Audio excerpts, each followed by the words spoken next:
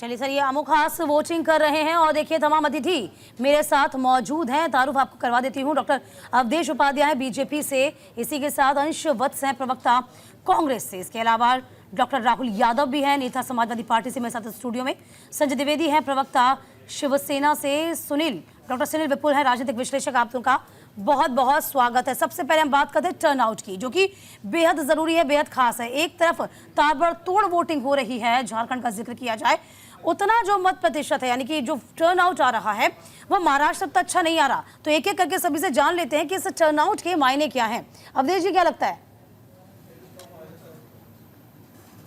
अवधेश जी, आवाज पहुंच पा रही है? हाँ, ये आवाज आ रही है? आपको आ रही है आवाज? जी जी, बोलिए बोलिए बोलिए। जी देखिए दीपिका जी, आज हमारे भारतवर्ष के महाराष्ट्र में 288 सीटों पर, झारखंड की 38 सीटों पर, प्लस उत्तर प्रदेश समेत 4 राज्यों की 15 सीटों पर उपचुनाव हो रहा है। और इस जो लोकतंत्र का महापर्व है, इसमें जो सम्मानित जो मतदाता है पूरे उत्साह पूर्वक इसमें भाग ले रहे हैं। मैं आपके चैनल के माध्यम से सब मतदाताओं से अपील करना चाहता हूँ, ज्यादा से ज्यादा घर से निकलें, ज्यादा से ज्यादा मतदान करें, क्योंकि आपका जो एक वोट है देश का लोकतंत्र मजबूत करेगा। और एक ऐसी सरकार चुने जो आपके राज्य को विकसित भारत की तरह विकसित राज्य बना सके, आपको एक सुशासन वाली सरकार दे सके, आपको जो है परिवारवाद वाली जो राजनीति है उससे मुक्ति दिला सके, आपके जो भविष्य। बिल्कुल, देखिए जाहिर सी बात है, हम लोगों से भी अपील यही कर रहे हैं कि घर से बाहर निकलिए। लेकिन ये जो अंतर आ रहा है ना डबल का, कि यहाँ पर 18%, वहां पर 31%, ये अंतर बहुत कुछ कहता है। अंशवत जी, सबसे पहले तो आपके सभी दर्शकों को मेरा नमस्कार और मेरे को पैनलिस्ट को मेरा नमस्कार। सबसे पहले मैं सभी मतदाताओं से अनुरोध करना चाहूंगा, अगर किसी ने वोटिंग नहीं की है तो वो अपने मत का जरूर प्रयोग करें। जो आज ये हम देख रहे हैं परिस्थिति, आज महाराष्ट्र के हम सभी सामने जो है, आज कहीं ना कहीं मैं ऐसा मानता हूं कि आज जब जनता वोट करने जाएगी, जनता ये याद जरूर रखेगी कि किस प्रकार से एक चोरी की सरकार को जो है वहां पे आया गया है और 2.5 साल एक चोरी की सरकार को चलाया गया है। और उसके बाद भी 2.5 साल जब आपने चोरी की सरकार चलाई, उसके बाद भी आप जनता के लिए कुछ कर नहीं पाए, क्योंकि आपकी मंशा थी नहीं। तो जनता को बाहर निकलना चाहिए ना, जनता तो बाहर ही नहीं आ रही है वोट देने के लिए। हम महाराष्ट्र का जिक्र करें तो हाँ, मैं इसके ही आपको जवाब दूं, क्योंकि असलियत ये है कि जनता कहीं ना कहीं समझ रही है कि जिस प्रकार से कल भारतीय जनता पार्टी के इनके जो महासचिव हैं विनोद तावड़े जी, किस प्रकार से वो पैसों के, चलिए मैं वापस इसी पे, हम आगे चर्चा को आगे बढ़ाएंगे, इसी पे आएंगे वापस। अंशु जी, इसी पे आएंगे हम, चाहे वो बिटकॉइन हो, चाहे वो नोट वोट हो, वो सभी पे आएंगे हम। राहुल यादव जी, क्या लग रहा है ये वोटिंग परसेंटेज क्या इशारा करते हैं? देखिए, वोटिंग परसेंटेज, ये जाहिर सी बात है कि जो महाराष्ट्र है, जो ये देश की एक आर्थिक राजधानी है, और आज वर्किंग डेज होने की वजह से हो सकता है कि लोगों को, जो कॉर्पोरेट सेक्टर के लोग हों, थोड़ा देरी से निकलेंगे, ऑफिस से टाइम लेकर निकलेंगे। लेकिन हमारा ये मानना है कि कम से कम हमें 1 बजे तक वेट करना चाहिए। 50% के आसपास वोटिंग परसेंटेज जाएगा। लेकिन समझ में नहीं आ पा रहा है, 31% झारखंड में है, 18% है, क्या ये सही बात है। महाराष्ट्र में जो चुनावी स्थिति है, जो वहाँ की सियासत है, आप देखें अभी भी इन्होंने बताया कि किस तरह से 2.5 साल में भारतीय जनता पार्टी ने उस सरकार को तोड़-फोड़ करके, जिसको जनता ने चुनकर भेजा था, और आज महाराष्ट्र के लिए बहुत महत्वपूर्ण दिन है। और आज तय होगा, आज ये तय होगा कि असली शिवसेना कौन है और नकली एनसीपी कौन है, तो जनता इसका जवाब देगी। ठीक है। अभी टर्नआउट की बात करें, हम मुद्दे पे भी आएंगे। संजय द्विवेदी, जल्दी से आप भी बता दीजिए कि टर्नआउट क्या कह रहा है, ये वोट प्रतिशत कहाँ इशारा कर रहा है? वोट प्रतिशत हमारा बढ़ेगा। सभी मतदाताओं से अपील करते हैं, झारखंड की हो या की, सभी अपने घर से निकले और इस महाकुंभ में ऐसी सरकार को हटाएं जो गद्दारों से बनाई गई हो, विरोध के बनाई गई हो, और भारतीय जनता पार्टी को हटाएं जो नोट मार के वोट लेना चाह रहे हैं। ऐसी सरकार को भी आपको उखाड़ फेंकना है, और ऐसी भारतीय जनता पार्टी को उखाड़ फेंकना है जो प्रदेश में नोट मार रहे हैं। 5 करोड़ रुपए बांटे, 10 करोड़ पकड़ा गया, 2 करोड़ और पकड़े गए। ये इतना नोट मार रहे हैं इन्होंने, जो उद्योग लेके उद्योग सरकार चला रहे थे। ये महाराष्ट्र उन उद्योगपतियों सरकार को हमको वापस करना है, हाँ। हमको हटाना है। ये सोच चलिए, जनता को भी समझना होगा कि बिल्कुल जनता अरे आएंगे, वापस आएंगे वोट दे, ये आपका हाँ, अधिकार है। हाँ। इसी से अच्छी सरकार चुनी जा सकती है। हाँ। अगर आप वोट डालने नहीं निकलेंगे तो हो सकता है गलती हो जाए। बिल्कुल, हम यही कह रहे हैं अपने तमाम दर्शकों से भी, जिनके राज्य में चुनाव है, चाहे वो उपचुनाव क्यों ना हो, चाहे विधानसभा चुनाव क्यों ना हो, घरों से बाहर निकलिए, आपका एक एक वोट बहुत कीमती होता है। डॉक्टर सुनील विपुल जी राजनीतिक विश्लेषक हैं, मेरे साथ ही बैठे हुए हैं। सुनील जी, ये जो वोटिंग परसेंटेज जब हम चर्चा करते हैं, आपने देखा होगा कि जैसे ही चाहे मतदान की बारी आए या फिर रिजल्ट की बारी आए, ये जो वोटिंग परसेंटेज है बहुत कुछ बयां कर जाता है। तो फिलहाल ऐसा लगता है पिछले कुछ सालों से कि मानो जो राजनीति का क्या स्तर गिर रहा है, इस वजह से वोटिंग परसेंटेज कम हो रहा है, या फिर जनता कोई बदलाव नहीं चाहती, अब कहते हैं कि वोटिंग परसेंटेज गिरता है। हम ये जो इशारा होता है किस ओर होता है? महाराष्ट्र में जैसा दिख रहा है वोटिंग प्रतिशत का गिरना, ये तो निश्चित तौर पर एक जो मौजूदा हालात बनी हुई है महाराष्ट्र की उसको दिखा रहा है। हुआ क्या है कि दोनों तरफ से टिकट का बंटवारा इस तरीके से हुआ कि बहुत सारे विद्रोही मैदान में हैं, ठीक है, नाराजगी के साथ हैं वो, और देख रही हैं कि तमाम तरह का स्टिंग ऑपरेशन आ रहा है। कोई कह रहा है कि भारतीय जनता पार्टी के लोगों ने ही विनोद तावड़े जी का वो कराया, और मतलब दोनों तरफ से आ रहा है। और दूसरी बात ये है कि इन नाराजगी के बीच कहीं न कहीं आम जन ये देख फर्क नहीं कर पा रही है। आप देखिए कि शिवसेना 2 धड़े में है, एनसीपी 2 धड़े में है, किसके साथ जाएं लोग? न उद्धव ठाकरे के साथ जाते हुए नजर आ रहे हैं, न इनके शिंदे के साथ नजर आ रहे हैं। तो ये चुनाव मोटे तौर पर, और दूसरा संकेत जो है वोटिंग प्रतिशत का महाराष्ट्र में मोटे तौर पर गिरने का, कि ये कहीं न कहीं बीजेपी लेड सरकार बनती हुई नजर आ रही है। जब भी मतदाताओं में उदासीनता दिखती है तो उसे आपको इस तरीके से रीड करना चाहिए कि विपक्ष के या सरकार से नाराजगी के बावजूद लोग उदासीन हैं। अगर थोड़ी बहुत नाराजगी है तो भी वो वोट करने नहीं आ रहे हैं। बड़ा दिन या वोटिंग का प्रतिशत बढ़ना बार बार आप देख रही हैं कि ये शो करता है कि सरकार में कुछ चेंज करना चाहती है जनता, लेकिन जनता तो ये तमाम तरह की तमाम घटनाओं को देख करके उदासीन बनी हुई है। हो गया है सुनील जी कि आज वोटिंग हो रही है, कल से आबो हवा जो थी महाराष्ट्र की वो बिल्कुल मानो बदल गई हो। अब ये देखना होगा कि जनता किस पे विश्वास करे। डॉक्टर अवधेश उपाध्याय जी, कैश कांड हुआ, कल देखा, कैश कांड के बाद आज बिटकॉइन पर बात आ गई है, तो ये दशा दिशा क्या कह रही है? क्योंकि आप कह रहे हैं आपके पास सबूत है सुप्रिया सुले के लिए, यहाँ पर खुद अजित पवार कह रहे हैं कि मैं तो भाई आवाज पहचानता हूँ उनकी। तो ये तमाम चीजें क्या कही जा रही, किस ओर इशारा है ये? दीपिका जी, जैसे कि अभी कांग्रेस के प्रवक्ता जी बैठे आप ये कह रहे थे कि 2.5 साल में जो है चोरी करके उन्होंने सरकार बनाई, इस तरह से बनाई।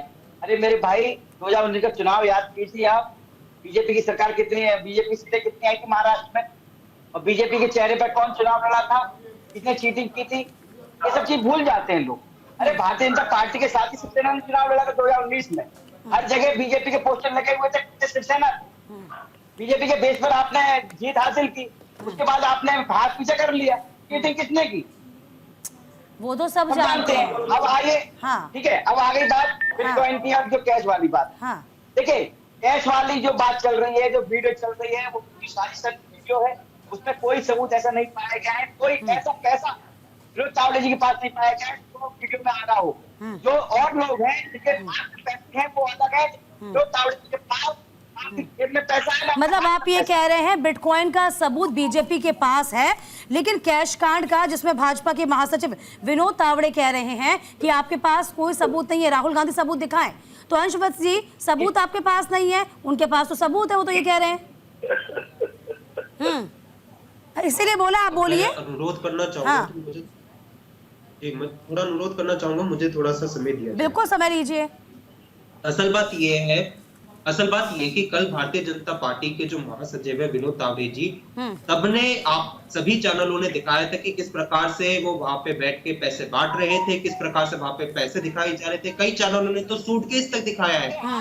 असल बात ये है कि लोकसभा चुनाव के समय पे, अगर आपको याद होगा, मोदी जी ने जो कहा था ना कि टेम्पो भर भर के जो अडानी अंबानी पैसा भेजते हैं, असल बात ये कि वो टेम्पो कहाँ है, किसके वहां से जा रहा है, आज भारतीय जनता पार्टी के महासचिव के वहां से दिखता है। असल बात ये कि चित्रकूट के जो उनके जयंत काटे हैं, उनके कमरे में से 2 करोड़ रुपए का कैश छुपाएंगे भाई, और ये हम तो कह रहे हैं, यदि जो मोदी जी टेम्पो भर भर करते थे। मीडिया चल रही है। असल बात ये है कि एक एक करके बोलिए ना। अवधेश उपाध्याय जी, आपकी बारी आ गई थी, अंश जी को बोलने दीजिए अभी। हाँ,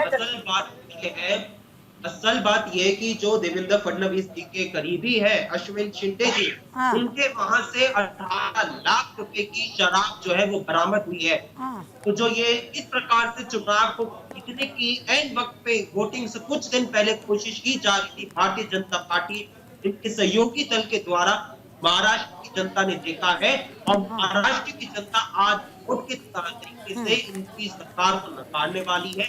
ये यहाँ पे बैठ के बात कर रहे थे कि मोदी की सरकार, असल बात ये कि तो आप हम तो ये कह रहे हैं, अंश जी, हम तो ये भी कह रहे हैं कि इसका प्रभाव जनता के बीच क्या पड़ेगा, चाहे वो कैश कांड क्यों ना हो या बिटकॉइन का मामला क्यों ना हो। हम आगे इस पर चर्चा करेंगे। तमाम और अतिथि हमारे साथ मौजूद हैं, उनसे भी हम इस पे बात करेंगे। इस बीच आपको बता दें, यूपी के अब तो पार्टी के भीतर भी पार्टी हो गई है। चुनौतियां अब ज्यादा थी या पहले कम थी, क्या माने? क्योंकि यदि हम कुछ बेसिक सीटों को देखें, कुछ वीआईपी सीटों को देखते हैं, तो वर्चस्व दोनों का ही नजर आता है, लेकिन पार्टी के भीतर भी पार्टी हो गई है ना। अब दिक्कतें यहाँ पैदा हो गई हैं। क्या लगता है आपको? पार्टी दो हो गई है, उसका कोई महत्व नहीं है, क्योंकि महाराष्ट्र जनता पूरी जान गई है कि किस तरह उसको तोड़ा मोड़ा गया और अडानी के माध्यम से 50 ठोके एकदम होके, जनता कहती, हम नहीं कह रहे हैं, कि करके तोड़ी गई पार्टियां, चाहे एनसीपी तोड़ी गई हो, चाहे वो ईडी के फैसले, सीबीआई के फैसले, जनता जानती है। बात यहाँ पे मेन ये है कि हम जब चुन के आएंगे, हमारी सरकार बनेगी, तो जो मूलभूत समस्याएं हैं प्रदेश की, बेरोजगारी है, महंगाई है, इस तरह की जो समस्या है, महिला को उत्पीड़न हो रहा है, महिला सुरक्षित नहीं है, आज विधायक तक मार दिए जाते हैं प्रदेश में और कोई मतलब नहीं है। इस तरह की जो अराजकता फैली हुई महाराष्ट्र में है और नोट देके वोट लिए जा रहे हैं, ये तो सब देख रहे हैं। सुप्रिया सुले के ऊपर जो आरोप लगाया, उन्होंने एफआईआर कर दी। अगर उन्होंने एफआईआर की, इसका मतलब क्या हुआ? ये सुधांशु त्रिवेदी ने जो आरोप लगाया, क्योंकि कल नोट पकड़े 5 बजे, अब इनकी खड़बड़ मच गई कि क्या करें क्या न करें, इससे क्या शेड्यूल लाए, तो इन्होंने सिर्फ 4-10 सेकंड की एक बाइट लेके चले हैं। ये तो कोई बना सकता है, उसकी एफआईआर हो गई है, सुधांशु त्रिवेदी इसका जवाब देंगे, वो कहाँ से लाए, कैसे किया। नहीं, जब आप मुझे समझाइए, आप ये कह रहे हैं कि तमाम चीजें जनता के बीच आ रही है, ठीक है, सुप्रिया सुले का बिटकॉइन को लेकर जिक्र हो या नोट कांड हो, उसका जिक्र हो, तो ये वो तमाम चीजें जांच का विषय है, लेकिन अंदर खाने में क्या आपके भीतर सब कुछ सही है? क्योंकि यदि हमने देखा, जब रुकिए, हमने देखा किस तरीके से सीटों का बंटवारा हो, तब बड़े बड़े होटल्स में मीटिंग चल रही थी, लेकिन सीटों का बंटवारा एंड टाइम तक नहीं हो पा रहा था। उसके बाद आ गया सीएम का चेहरा कौन हो, अलग अलग की बयानबाजी आ रही थी, आप ही एक नजर नहीं आ रहे थे, तो जनता के बीच मैसेज कैसे कन्वे करेंगे? देखिए, आप एक चीज मुझे बताइए, आप अभी तक हमारा 30 साल से महाराष्ट्र में गठबंधन किसके साथ था? भारतीय जनता पार्टी के साथ। आज हम पहली बार गठबंधन कर, पहले हमने लोकसभा में गठबंधन किया, इसके बाद हम विधानसभा में गठबंधन कर रहे हैं। लोकसभा में सीटें कम थी, हमारा गठबंधन आसानी से हो गया, लेकिन महाराष्ट्र भी उत्तर प्रदेश के बाद एक बृहद प्रदेश है, 288 सीटें हैं, तो 288 सीटों में हम कहाँ जी सकते हैं, कहाँ नहीं जी सकते, ये बड़ा उसका माहौल है। लेकिन हम पहली बार कर रहे थे, उसके बाद हमने आराम से कर लिया गठबंधन। हमारे खिलाफ ऐसा कोई प्रचार नहीं कर रहा कोई, लेकिन जो भारतीय जनता पार्टी, मैं नाम नहीं लूंगा, इनके 80 से ज्यादा 100 आदमी जो इनके प्रतिनिधि में खड़े हुए हैं, तो हमारे जो गठबंधन है, उसमें 2019 में उद्धव ठाकरे जब ने ज्वाइन किया, महाविकास आघाड़ी बनी, कॉमन मिनिमम प्रोग्राम से इनकी तरह से पीटी तरफ भाग गए, जेजेपी के खिलाफ हरियाणा में अलग अलग चुनाव लड़ा और सरकार बनाने उनके साथ आ गए, मायावती संग चले गए। तो हमने कॉमन मिनिमम प्रोग्राम बनाया, जिसकी महाराष्ट्र की जनता ने सराहना की। अगर इन्होंने इतना गलत कैंपेन चलाया बालासाहब ठाकरे को लेके और दुनिया भर की चीजों लेके, इतना गलत कैंपेन चलाने के बाद भी लोकसभा चुनाव में जो प्रधानमंत्री का चुनाव करता है, उसमें भी 31 सीटें थी जनता ने। तो जनता हमारे विश्वास किया, उसने हमारी भावनाओं पर विश्वास किया। जो 2.5 साल मुख्यमंत्री काल विकास आघाड़ी का उद्धव ठाकरे के नेतृत्व में रहा, उसका विश्वास किया। अगर विश्वास नहीं किया होता और जितने उपचुनाव हुए महाराष्ट्र में, आज से पहले जितने उपचुनाव हुए हैं, उसमें विश्वास दिलाया। ठीक है, अवधेश जी सुन रहे हैं आपको, पहले आप इस पे हम कमेंट ले लेते हैं, ठीक है, इस पे कमेंट ले लेते हैं, फिर हम तमाम अतिथियों से भी सवाल करेंगे। 10 सेकंड 10 सेकंड और दे दीजिए, हमारा पूरा हो रहा है। अब यहाँ देखिए बीजेपी का, ये एनडीए का, इनको जनता में विश्वास ही नहीं है, सबके चेहरे उतरे हुए हैं। तो जो घटोगे बटोगे, एक है तो सेफ है, एक है तो सेफ किससे? ये तो सीधे अजीत पवार और सिंधे धमकी दी जा रही है। अगर एक नहीं रहोगे और तो सेफ नहीं रहोगे। पहले सीबीआई सीट में पीछे पड़ी थी, फिर तुम्हारे पीछे पड़ जाएगी। तो हम डर के राजनीति नहीं कराते। हमारा महाविकास अघाड़ी में कोई डर की राजनीति नहीं है। हम सब स्वतंत्र हैं और निश्चित है वो तो जो चुनाव जीतने के बाद एक अच्छा मुख्यमंत्री इस प्रदेश को मिलेगा जो सर्वांगीण तो वही तो बात है, वही तो रात थी कि मुख्यमंत्री बनेगा कौन, यही तो सवाल था जो आपको बन जाएगा। हाँ, यही 2 घंटे सवाल बन था। जाएगा, उसके 2 घंटे के अंदर। चेहरा तो सामने नहीं था ना।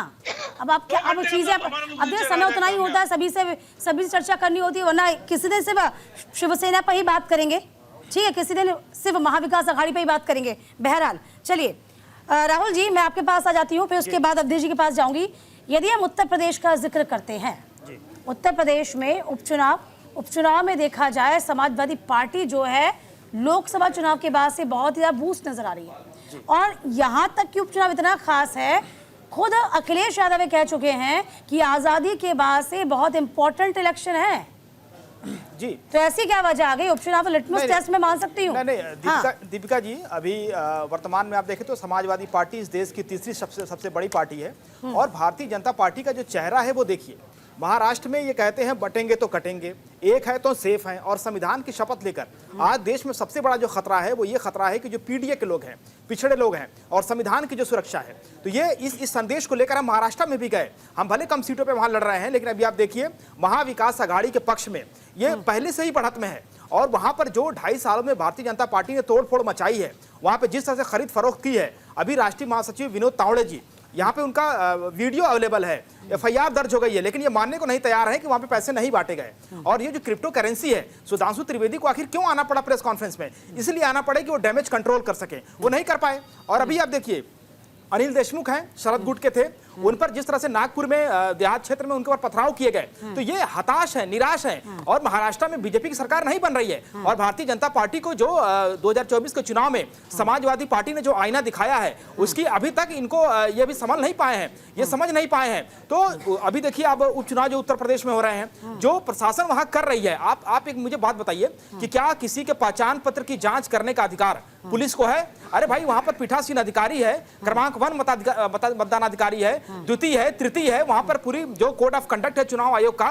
उसके तहत चुनाव संचालित होते हैं। अब ये वहां पर प्रशासन के आपने बयान का जिक्र किया, आपने बयान का जिक्र किया, वो बयान जैसे उठा, बीजेपी का चरित्र बता रहा हूं, महाविकास अघाड़ी की सरकार महाराष्ट्र में बनने जा रही है। मुझे नहीं लगता, और जनता इस बात को लेकर बिल्कुल अपनी निश्चिंत है। ठीक है, अभी जो वोट परसेंटेज, अब चलिए आपने कहा सरकार बनने जा रही है, आप तो बहुत दावा कर रहे हैं राहुल जी। चलिए हमारे साथ खुद विश्लेषक भी मौजूद है ना, सुनील विपुल जी। सुनील विपुल जी, क्या लगता है ये जो स्थितियां हैं, हाँ ये स्थितियां जो हम देख पा रहे हैं, सरकार बनती तो ये मुझे लगता है कि अभी महाराष्ट्र में खासतौर पे किसी के भी पक्ष में नहीं कहा जा सकता है। और मोटे तौर पर अगर वोटिंग परसेंटेज को देखते हैं तो उस आधार पे तो हम कहेंगे कि शिंदे और बीजेपी गठबंधन की सरकार ही वापस आ रही है। जिस तरीके से टिकटों का बंटवारा हुआ है, जिस तरीके से जनता वहां की निराशा में वोट करने नहीं आ रही है बाहर, उसमें आप कैसे तय कर सकते हैं कि इनकी सरकार बन रही है, महाअघाड़ी की सरकार बन रही है, इनकी सरकार बन रही है? सरकार बनती किसी की भी नजर नहीं आ रही है। और जहां तक बंटवारे की, तोड़फोड़ की बात कर रहे हैं, तो ये मुझे लगता है कि उद्धव ठाकरे ने इसकी शुरुआत की थी महाराष्ट्र में।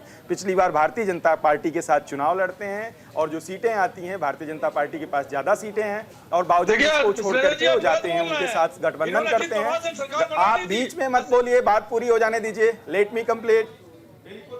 चलिए इस बीच में आपको यहाँ रोकना चाहूंगी। सुनील जी, प्रफुल्ल पटेल क्या कुछ कहना जरा जान लेते हैं। तथ्य असेल तेव्हाच असे आरोप होत आहे, पण मला त्यामध्ये जास्त माहिती नसल्यानं मी अधिक बोलू इच्छित नाही। पण हे पण तपास केली पाहिजे जर खऱ्या अर्थानं असं झालं असेल, कारण बिटकॉइन आणि हे सगळे नवीन टेक्नॉलॉजीचे जे करन्सी आहे त्याच्याही खोलात जाऊन चौकशी झाली पाहिजे। ठीक है, बोल सकते हैं। मैंने यंगिस्तान में भी यही बोला था कि वोट करना बहुत ज़रूरी है, ये आपका हक है, ये आपका अधिकार है। और आपको 100% वोट करना है। और आई थिंक काफ़ी लोगों को लगता है कि इनकन्वीनियंस होगी। I do have to commend, मेरी लास्ट टाइम भी वोटिंग इधर इसी सेंटर में थी हमारी, एंड बहुत ही अच्छे से फैसिलिटीज़ दी गई हैं। You know it's very quick, 5 minute लगते हैं वोट करने के लिए। So everyone who is listening, please know that you can take that 5 minutes of your schedule and come and vote. Thank you. तो मताधिकार का इस्तेमाल जरूर करिए। आमो खास सभी मताधिकार का इस्तेमाल कर रहे हैं। सुनील जी अपनी बात पूरी कीजिए। महाराष्ट्र को लेकर के खास तौर पे तो ये कहने की स्थिति में कोई नहीं है कि किसकी सरकार बन रही है। 11 बजे तक 18% मतदान हुआ है। मतदाता मतदान करने नहीं आ रहे हैं। आप देखिए कि किस तरह का किस लेवल पर जाकर के चुनाव प्रचार हो रहा था। बहुत ही खराब तरीके से महाराष्ट्र में अंतिम दिन तक आते आते ये स्थिति हो गई कि कोई पैसा बांटते हुए पकड़ा जा रहा है, कोई कुछ करते हुए, दूसरी तरफ से आरोप है कि ये बिटकॉइन का आरोप दिख रहा है। तो आप निश्चित तौर पर अभी इस स्थिति में नहीं, मोटे तौर पर झारखंड के चुनाव को लेकर के ये कहा जा सकता है, वहां का प्रतिशत ये बता रहा है कि हो सकता है कि झारखंड में मतदान का बढ़ता हुआ प्रतिशत सरकार चेंज करने के लिए हो रहा, ये कह सकते हैं। झारखंड का रुझान ये दिखाई दे रहा है। महाराष्ट्र में तो अभी कोई कुछ कहने की स्थिति में ही नहीं है। हाँ। अभी वोटिंग प्रतिशत आप देख लीजिए, लगातार इस बात पर कोई डिसाइड नहीं कर सकता है। और लगातार जो खबरें आ रही हैं, भारतीय जनता पार्टी का व्यक्ति भारतीय जनता पार्टी के खिलाफ प्रचार कर रहा है, एनसीपी का व्यक्ति एनसीपी के खिलाफ उतर गया है क्योंकि उसको टिकट नहीं मिला है, कांग्रेस के खिलाफ भी वही स्थिति है। आप इतने उलझे हुए हैं, चाहे वो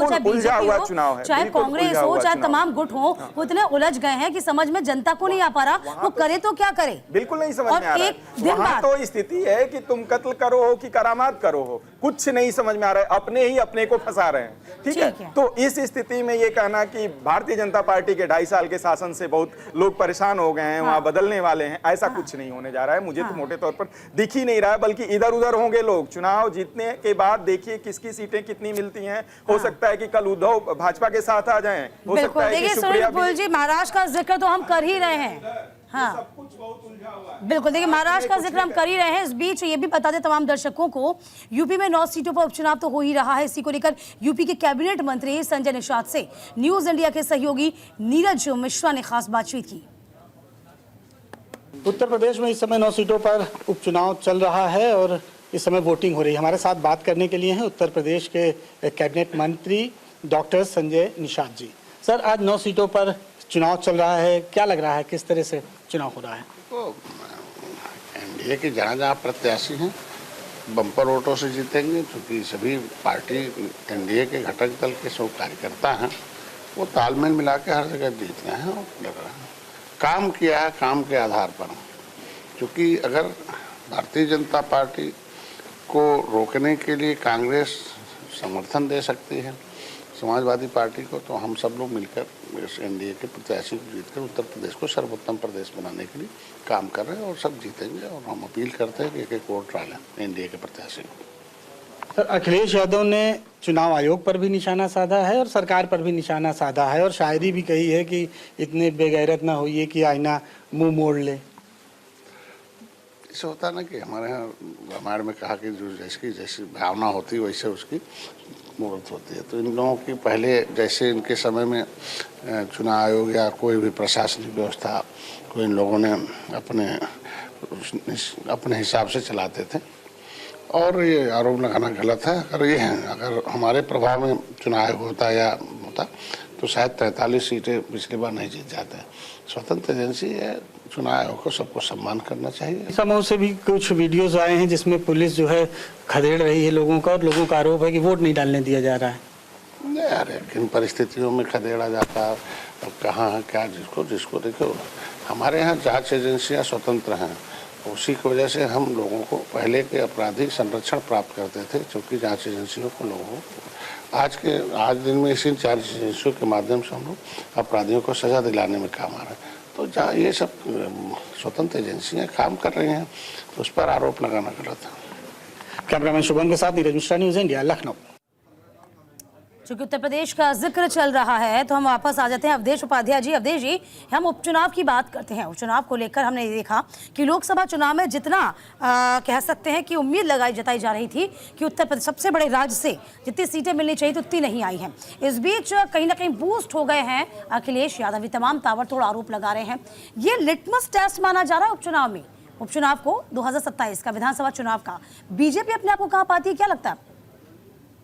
देखिए दीपिका जी, यूपी के उपचुनाव की हम बात करें और ये जैसे आप बता रहे हैं अखिलेश यादव समाजवादी पार्टी की, देखिए पार्टी खाली बार बार इन्होंने जनता को गुमराह किया, संविधान के नाम पर तोड़ा, पीडीए के नाम पर तोड़ा। अब उत्तर प्रदेश की जनता जान चुकी है कि समाजवादी, अरे संविधान के नाम पे जोड़ा, जोड़ा नहीं, जोड़ा उपाध्याय जी, नहीं इसको समझिए। अभी 9 की 9 सीटों पर चारों खाने चित होंगे और अच्छा हुआ कि मिल्कीपुर चुनाव में आपको कैंडिडेट नहीं आए, कानूनी दाव पेच में सीट उलझ गई।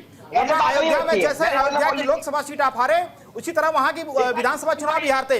अभी भी इस बात को आप समझिए कि उत्तर प्रदेश में ठीक है, पर अवधेश जी को बात तो पूरी करने दीजिए। राहुल जी मैं आपके पास भी आ जाऊंगी, राहुल जी मैं आपके पास भी आ जाऊंगी, तब अपनी बात रख लीजिएगा। का थोड़ा निर्वाह करिए। ठीक है अवधेश जी बोलिए। हाँ समझ क्या हो रही है, नहीं हो रहा है, दंगल नहीं हो रहा है, कुश्ती नहीं हो रही है यहाँ। आपने बात रखी, सबने सुनी। हाँ आप बोलिए, बोलिए, बोलो बोलो, आप बोलो, सभी बोलेंगे, आप बोलिए, बोलिए, अभी बात रखिए जल्दी। ये समाजवादी पार्टी का मंच है क्या, परिवारवाद का मंच है क्या, ये न्यूज इंडिया का मंच है क्या, सबको अधिकार है बोलने का, क्या आवाज दबा रहे हो आप लोगों की? अरे भाई, मैं आप कोई भी गलत बयान करेंगे तो क्या मैं उसका जवाब नहीं दूंगा? राहुल जी मैं आ रही हूँ आपके पास। अवधेश जी जल्दी बोलिए फिर। और हाँ समाजवादी सब जानते हैं, एक विषय अगर आप बात करते हैं, आज पीडीए के बने बैठे हैं, पीडीए का मानने वाला क्या दिया आपने पिछले को तुष्टिकरण के लिए दिया समाजवादी पार्टी में? चलिए अवधेश जी की आवाज थोड़ा क्लियर करिए, पीसीआर से मैं कहूंगी, उनकी आवाज स्पष्ट नहीं आ पा रही है। राहुल जी के पास आ जाती हूँ। राहुल जी, हमने देखा किस तरीके से INDIA गठबंधन के तहत चुनाव लोकसभा का लड़ा गया। यहाँ पर कांग्रेस छाती पीटती रह गई उत्तर प्रदेश में, 1 सीट तो दीजिए, 2 सीट तो दीजिए, 1 भी सीट नहीं दी समाजवादी पार्टी ने। देखिए क्या बात थी जी दीपिका जी, मैं स्पष्ट कर दूं हाँ। कि जब चुनाव लड़े जाते हैं तो उसके पीछे कोई न कोई रणनीति होती है। ऐसी क्या रणनीति? आप ही के सहयोगी आप चुनाव लड़े जाते हैं। अब आप हमसे ये सवाल कर सकते हैं कि भाई हरियाणा में गठबंधन क्यों नहीं हुआ कांग्रेस के साथ, या महाराष्ट्र में क्यों नहीं हुआ? अरे भाई उत्तर प्रदेश में आप देखिए ना, उत्तर प्रदेश में आप देखिए तो एक रणनीति के तहत टिकट का बंटवारा होता है और जो कैंडिडेट चुनाव जीत सकता है उसको पार्टियां चुनाव लड़ाती हैं। और ये सिर्फ समाजवादी पार्टी की बात नहीं है, ये बात भारतीय जनता पार्टी और अन्य दलों के लिए भी है। मध्य प्रदेश में समाजवादी पार्टी का सहयोग दिया था अपने आप में।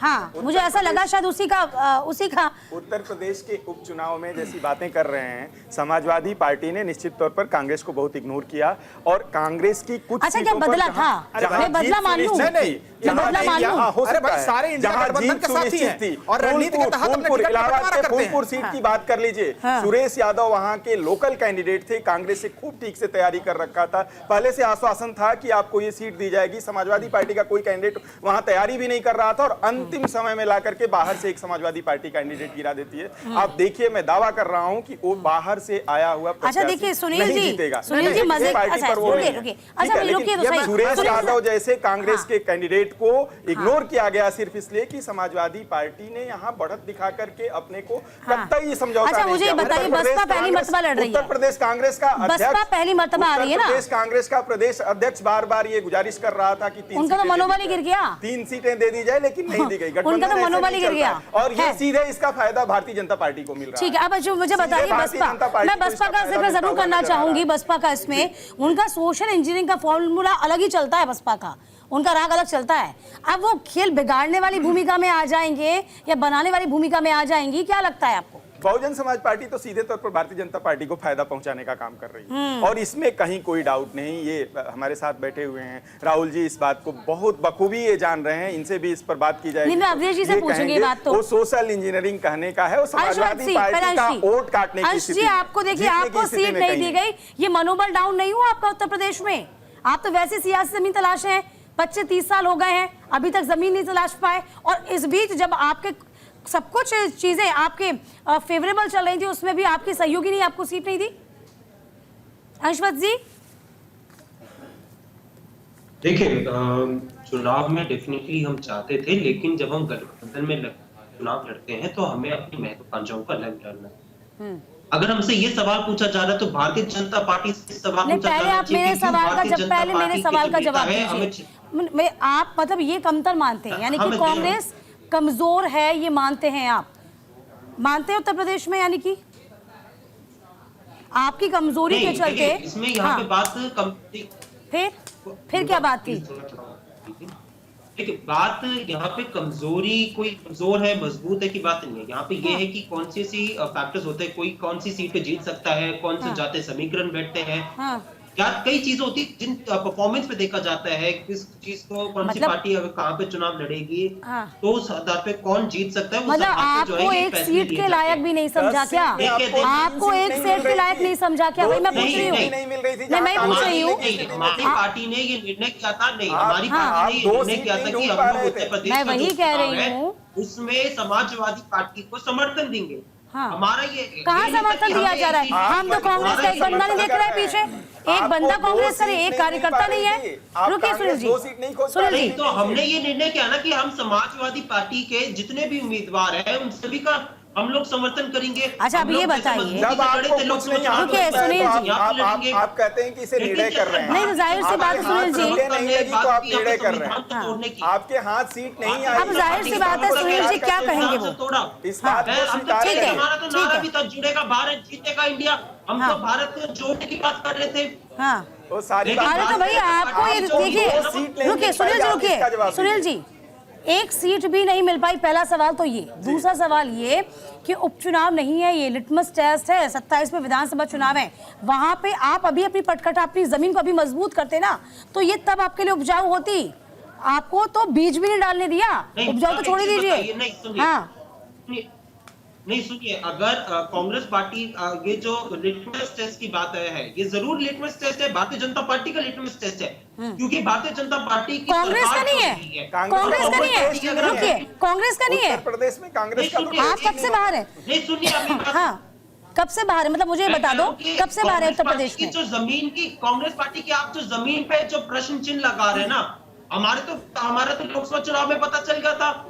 कांग्रेस पार्टी ने लोकसभा चुनाव में, विधानसभा चुनाव में बहुत डिफरेंस होता है अंश जी, मुद्दे भी अलग होते हैं। चलिए ठीक है अवधेश जी, अवधेश जी चलिए, मैं आपकी बात से सहमत हूँ। अब आप कहेंगे तो क्या कहेंगे? ठीक है अवधेश जी, फायदा आप ही को हो रहा है, चाहे बसपा लड़े चाहे कोई लड़े, ऐसा क्या लग रहा है? फायदा आपको हो रहा है, लेकिन समाजवादी पार्टी का मनोबल बहुत ऊंचा है। ठीक ठीक एग्जाम सेंटर पे जाता है पर एग्जाम में बैठ नहीं पाता है, एग्जाम सेंटर के बाहर रह जाता है। सुनील जी वो मीडिया में बहुत आया, मीडिया ने उस खबर को भी दिखाया था कि किस तरीके से हम तो जीतेंगे, लेकिन भारतीय जनता पार्टी को, लेकिन बात स्थिति है कि भारतीय जनता पार्टी एक चुनाव नहीं जीत पा रही। किस प्रकार से वहाँ पे शीशा मऊ की तस्वीर आ रही है। देखिए वो देखिए अवधेश जी, अब मैं जवाब नहीं दूंगी, सुनील जी जवाब नहीं देंगे, अवधेश जी जवाब देंगे। अवधेश जी जवाब दीजिए, अवधेश जी जवाब दीजिए। हाँ बोलिए। ऐसा है कि जो इंडिया अलायंस है वो पूरी तरह से भानुमती कुंडवा है, ना इसके पास कोई नीति है ना नीयत है काम करनी। इनमें कुछ पता नहीं चलता। हरियाणा में क्या हुआ, कांग्रेस ने समाजवादी पार्टी को जगह नहीं दी तो यूपी से कांग्रेस। लेकिन घबराहट तो, रुकिए अनुषी, घबराहट तो बीजेपी के भीतर भी तो है। लोकसभा चुनाव में आपका जो परसेंटेज आना चाहिए तो अच्छा नहीं आया था ना, तो जाहिर सी बात डर तो आपके भीतर भी है। हाँ मैं मानता हूँ थोड़ा हमें नुकसान हुआ जरूर था, लेकिन बीजेपी कोई घबराहट नहीं है। बीजेपी के कार्यकर्ता 24 घंटे 12 महीने 7 दिन जमीनी स्तर पर काम करते हैं। उनको ये नहीं है कि आज चुनाव है तो आज ही हम निकलेंगे घर से। ये खासियत है भारतीय जनता पार्टी कार्यकर्ता की। रही बात मैंने जो बताया भानुमती कुंडवा, देखिए ये केवल अपने स्वार्थ के लिए जुड़े हुए हैं, जब उनका स्वार्थ निकल जाता है। स्वार्थ किसका नहीं होता है यार? अवधेश जी ऐसी बात मत बोलिए, हर पार्टी का अपना स्वार्थ होता है। हाँ मैं वही बता रहा हूँ, कांग्रेस के मेरे मित्र कह रहे थे अभी कि हमने लोकसभा में पटक नहीं दी। अरे भाई आप ये तो भूल गए कि लोकसभा में 7 राज्यों में कांग्रेस का सुपड़ा साफ हो गया। ये तो नहीं बताया कांग्रेस प्रवक्ता ने। वोट परसेंटेज भी बढ़ा, बीजेपी का भी डाउन हुआ, ये सब नहीं देखा। राहुल जी के समय का, चलिए राहुल जी फाइनल कमेंट ले रही हूँ मैं, क्योंकि समय का अभाव है मेरे पास में। हाँ ठीक है, हाँ ठीक है, हाँ चलिए बोलिए सारे सवाल का जवाब दे रहा हूं। जल्दी बोलो क्योंकि समय का अभाव है। ठीक है देखिए उपचुनाव में कांग्रेस को कोई नुकसान होने वाला नहीं है। महाराष्ट्र में कांग्रेस महाविकास आघाड़ी सरकार बनाने जा रही है और उत्तर प्रदेश में भारतीय जनता पार्टी को सिर्फ प्रशासन से उम्मीदें हैं कि प्रशासन के बल पर जो थोड़ा बहुत चुनाव में गड़बड़ी कर सके। अभी देखिए भारतीय जनता पार्टी ने उत्तर प्रदेश में 4 सीटें समाजवादी पार्टी के पास थी, अन्य जो सीटें हैं बसपा की भूमिका को आप क्या देखेंगे? फायदा किससे होगा? बसपा तो भारतीय जनता पार्टी की बी टीम है। हाँ। MIM भारतीय जनता पार्टी की बी टीम है। अच्छा। तो ये क्या नुकसान करेंगे, जनता जानती है। और नुकसान तो आप ही का हो जाएगा ना। नहीं ऐसा है, नुकसान हमारा नहीं होगा। हाँ। ये जनता ये जानती है, इसलिए इनको वोट कोई नहीं देने जा रहा है। देखने वाली बात होगी कि नुकसान और फायदा किसे होगा, इंतजार बहुत जल्दी, क्योंकि आज का दिन बहुत खास है। फिर अपील कर रहे हैं हम आप सभी के जरिए कि कृपया करके घरों से बाहर निकलिए, मत प्रतिशत को बढ़ाइए। आज का दिन बहुत बड़ा दिन है। चलिए आप सभी का बहुत शुक्रिया हमारे साथ जुड़ने के लिए।